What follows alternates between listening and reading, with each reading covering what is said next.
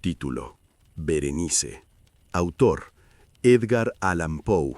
Publicado en 1835. Dicen que la desdicha no tiene una sola forma. Se disfraza, cambia de color, se extiende como un arco en el horizonte. Y aún así, todo pertenece a la misma sombra. Porque a veces, de lo hermoso nace lo terrible, y de la paz, el dolor. Mi nombre es Egaius, no diré mi apellido. Bastará con que imagines mi hogar, una mansión antigua, solemne, con torres que miran el cielo como si vigilaran algo que nadie debe nombrar. A nuestro linaje lo llamaron visionario, y quizá tenían razón, porque en esa casa hasta los muros parecen recordar.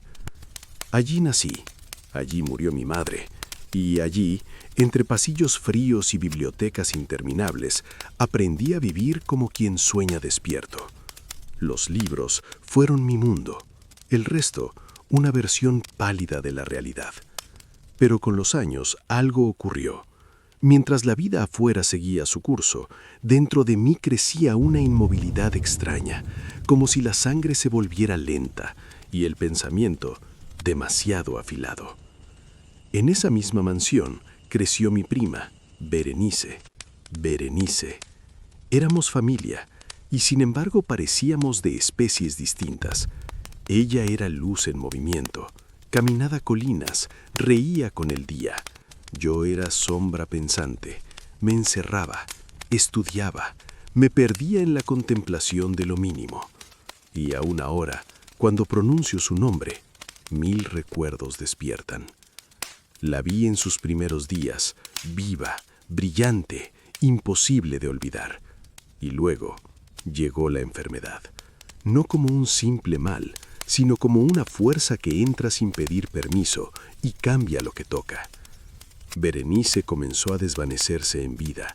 Su cuerpo seguía ahí, pero algo de ella se alejaba. Había crisis, caídas, silencios, y a veces ese estado terrible en que parecía apagarse por completo, como si la vida se confundiera con la muerte. Mientras tanto, mi propia mente se deformaba. No tengo otro nombre para ello. Era una obsesión que crecía con cada hora, una atención enfermiza que se clavaba en detalles sin importancia y los convertía en abismos. Una palabra, una sombra en la pared, un olor, podían atraparme durante horas, como si mi pensamiento fuera una mano incapaz de soltar. Creí que podría controlarlo. Mentí. Porque cuando Berenice empezó a transformarse, mi trastorno no se alimentó de la compasión, sino de lo más extraño, de los cambios pequeños, pero espantosamente visibles. Su rostro se afinó, su presencia se volvió incierta, y yo no la amé como se ama desde el corazón. La miraba como se observa un enigma, como se estudia un símbolo, como se analiza un presagio. En una tarde tibia y brumosa de invierno, de esas que parecen inventadas para confundir los sentidos, estaba yo solo en el gabinete interior de la biblioteca. O eso creía. Entonces, levanté la vista y la vi. Berenice estaba frente a mí. No caminó, no habló. Era como si hubiera emergido de la niebla del cuarto. No pude pronunciar ni una sílaba. Sentí un frío súbito recorrerme. Mi respiración se cortó y una curiosidad oscura se apoderó de mi pecho. La miré con fijeza. Su delgadez era extrema, su rostro pálido, sereno, casi inmóvil. El cabello, antes oscuro, caía extraño, como un disfraz ajeno. Sus ojos parecían vacíos, sin brillo, como si miraran desde un lugar donde ya no hay retorno. Aparté la mirada hacia sus labios. Se entreabrieron y entonces vi sus dientes, blancos, demasiado blancos, finos, largos, perfectos. No eran parte de un rostro, eran un objeto, un mensaje, una imagen que se me incrustó en la mente como una astilla. En ese instante, la puerta se cerró en algún lugar de la casa y cuando volví a mirar, Berenice ya no estaba.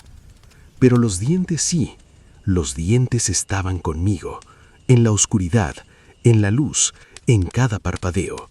Los veía incluso con los ojos cerrados, me perseguían, me llamaban, y mi razón que antes resistía tempestades empezó a temblar ante una cosa mínima, como si una flor bastara para derribar una roca. La tarde cayó, la noche llegó, se fue, regresó otra vez. Silencio largo. Yo seguía sentado, inmóvil en la habitación solitaria, mientras el fantasma de aquellos dientes sostenía su dominio sobre mí. De pronto, un grito. Voces, pasos, gemidos, horror al otro lado de la biblioteca. Abrí las puertas y en la antesala, una criada rota en llanto me dijo la frase que congeló el aire. Berenice ya no existe. Había sufrido un ataque, la habían declarado muerta y ya estaba enterrada. Volví a mi silla como quien despierta de un sueño febril. Sabía la hora, sabía el hecho, pero entre la tarde y la medianoche había un hueco, una franja borrosa llena de cosas que mi mente no podía o no quería ordenar. Yo había hecho algo, lo sentía en los huesos. La lámpara brillaba sobre la mesa y junto a ella había una pequeña caja, común, casi insignificante. Silencio. ¿Me pertenecía? No, era del médico de la familia. Entonces, ¿por qué estaba ahí? ¿Por qué mis manos temblaron al verla? Intenté ignorarlo, hasta que mis ojos cayeron sobre un libro abierto. Una frase subrayada en latín me perforó la vista como una advertencia. Y sentí el pelo erizarse, la sangre hacerse hielo. Tocaron. Entró un criado, pálido, como si hubiera visto el fondo de una tumba. Caminó por de puntillas. Sus ojos estaban llenos de un terror que no se finge. Me habló en frases rotas. Algo había ocurrido. Un grito salvaje en la noche. Gente corriendo, buscando el origen. Y entonces susurró lo impensable. Una tumba profanada.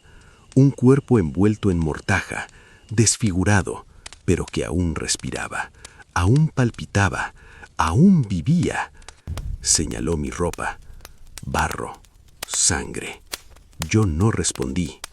Me tomó la mano. Había marcas, huellas de uñas humanas. Silencio largo.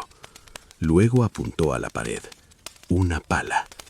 Corrí hacia la mesa. Tomé la caja con desesperación. Intenté abrirla. No pude. Las manos me fallaron. La caja cayó y se rompió en pedazos contra el suelo. Y de su interior rodaron, entrechocando, instrumentos metálicos, herramientas de cirugía dental y 32 pequeños objetos blancos, de marfil, desparramándose por el suelo.